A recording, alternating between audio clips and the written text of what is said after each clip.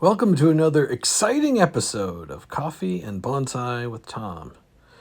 You know, character in bonsai often comes from overcoming adversity, like the trunks, the trees, they look old and weathered, but they're beautiful. And this tree, well, it's early material, it's on its way, it's on its way. It's got some character, it's got a trunk, it's got some bark.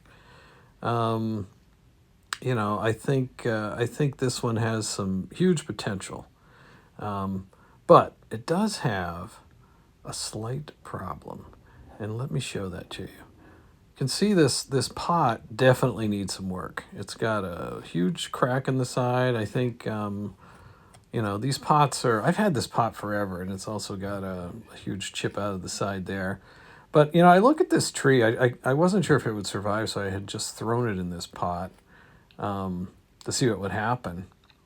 And now I look at this thing and I feel like the tree has claimed the pot. It's like a marriage in heaven or something. So I am reluctant to just move this thing to another pot. So we're going to fix the pot today. I have this technique, which I've kind of shown before. So I'm just cleaning up the injury site here. And I'm going to show you how to take a pot that's either chipped or broken or otherwise useful. This pot is structurally sound. It's just not pleasing to look at, and I want to turn that liability, that adversity, into a strength, right? And try to fix this pot so that it'll be uniquely mine, right? There'll be no other pot exactly like it. And I'll have a little story to tell when people ask me, hey, what's that? So hang on, and we will repair this pot. I'm just kind of roughing up. It's got some, I don't know if it's calcium, some deposits on the outside. I want to get that, try to get that nice and clean before we continue on with this. Yeah, so I think that's a bit better. And I'll show you. Let's see. I want to get this. I have a kit. I mentioned this before in one of my videos. I think it's one of my early ones with my what do you call it? Gollum jade forest. I'd repaired a pot there that had been shipped to me broken. And there's a kit that I'm gonna use the same kit, and I'll put a link to it in the video description. Here it is. It's Kintsugi, I think is how you say it. And boy, I'll tell you, I have got a lot of mileage out of this repair kit, and so. I think, if you have some pots you want to repair, or you have any interest in playing around and doing some of this, this is kind of a nice little kit. It comes with the epoxy, and the magic part here is this gold powder, which you kind of mix in to do the repair. And, it also comes with some sticks and a paintbrush and all this. The paintbrush is...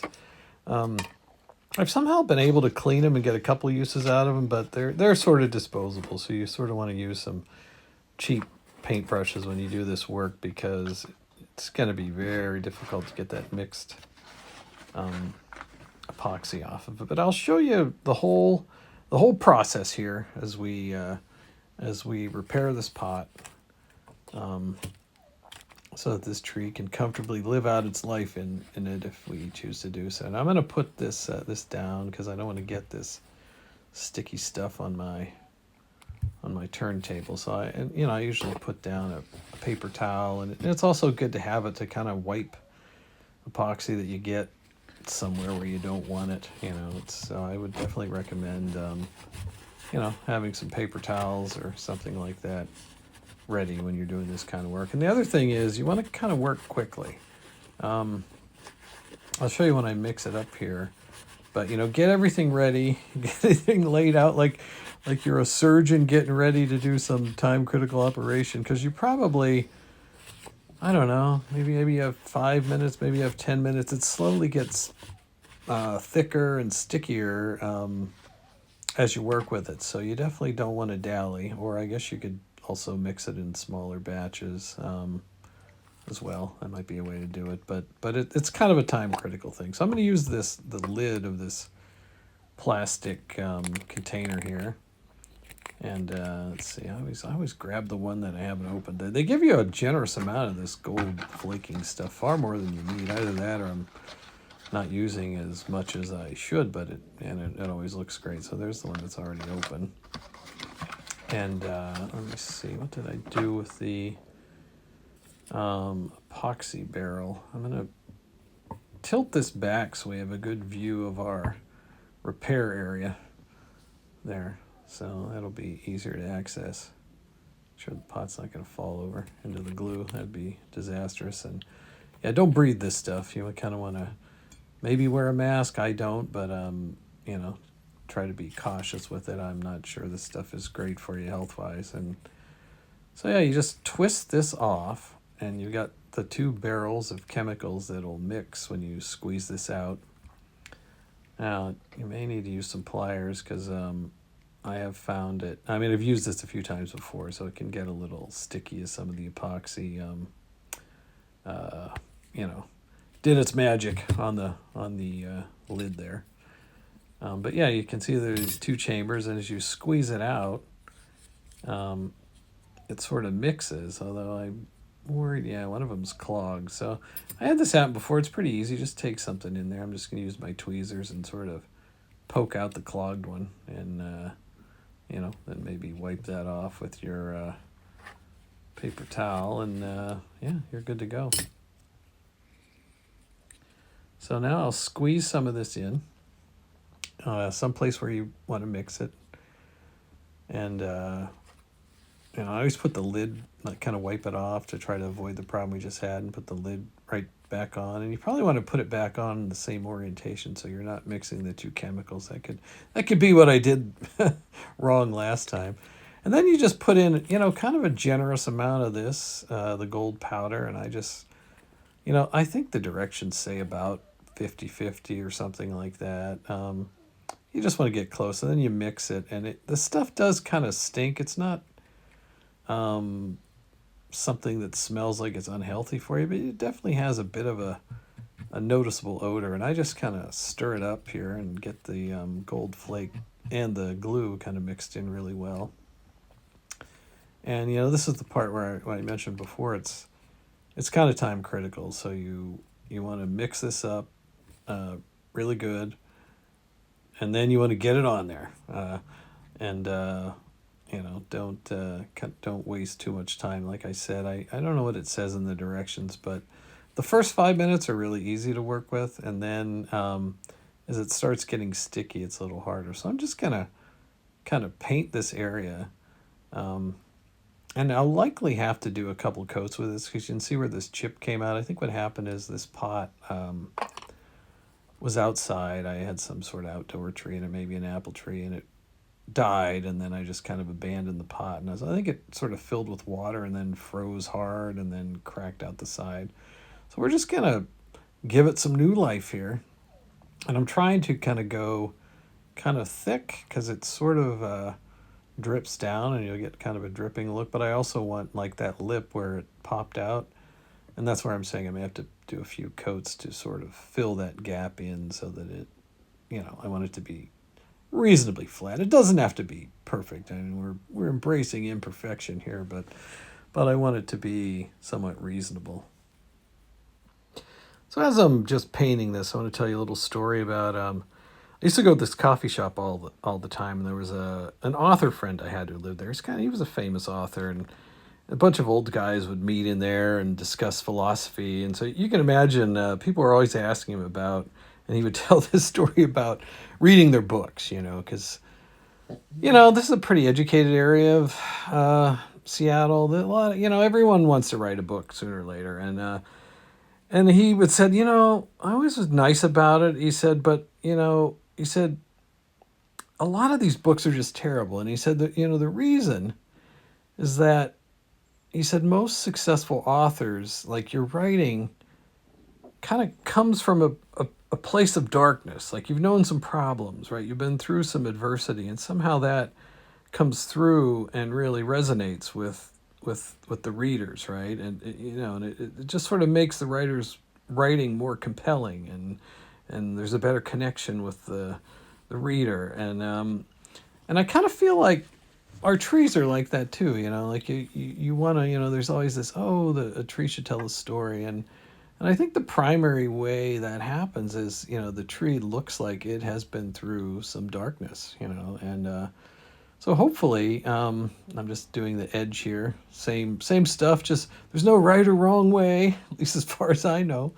So I'm kind of really liking this idea of repairing this pot and having some adversity evident not only with the tree, but also with the pot. And I think it gives it some character and more of a story. And I'm really enjoying fixing these pots, and I really recommend, if you haven't tried it, to give it a whirl. I mean, they can be completely broken, and you can kind of glue them back together and patch holes similar to what I'm doing here, and it's a lot of fun, and it sort of appeals to my nature of not wasting things either. And actually, this blue and the gold here is pretty cool. I think that looks better than what I was expecting. I'm just looking for any other areas we can paint, but I think it's primarily these two areas. Like I said, you can sort of see that one edge, so I'm not going to show it in this video, but I'll probably go back after this dries, and they say you can put another coat on top in you should do it in the first 12 to 24 hours. So I'm not going to show it in this video, but I'll likely do that, because you can see on the right hand side there's sort of an edge you can see, and I'd rather have that be flatter. And even if I have some glomming of the gold there, I think it would be better than having a sort of a discernible ridge there. So I'm just putting the finishing touches on this. I can see I've got it, I kind of want to get as much on this edge as I can, although it looks like it's kind of running down. I'm going to just dab that off where it, because it is kind of like a liquid, right? It sort of flows down, which is actually kind of nice. You get this sort of dripping effect, and I can't wait to, as I put on the additional coats, we'll kind of see how that goes. And but I think that's pretty good for now, and I think that looks pretty good. It's a vast improvement over what it was. And I think I'm quite happy with that. And like I said, I'm really this blue and gold is just kind of it's a sweet combination. And as I said, I think the tree has kind of gotten accustomed to this pot, so I'm glad that they can stay together. I'll move the camera a little so you can sort of get a look at that. I really do think the shape of this pot is just fabulous for this tree. I bought a set of these pots, and I have the smaller one. I actually have I'll put a link to the video. I have I think it's my oak tree dwarf jade and the smaller version of this pot. So it's kind of nice to have a family of pots, and I'm glad that I'll be able to keep this one around, and hopefully these will have a long, beautiful history together. So let me clean up here a little bit, and we'll do our victory lap of bringing new life to this blue and gold pot repair.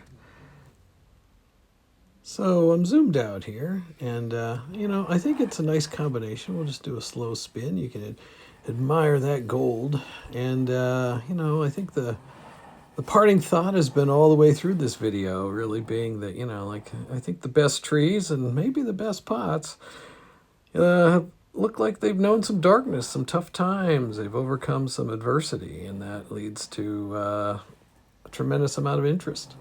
So I hope you've enjoyed this video, and I want to thank you for spending time with me, and I look forward to seeing you all again very soon.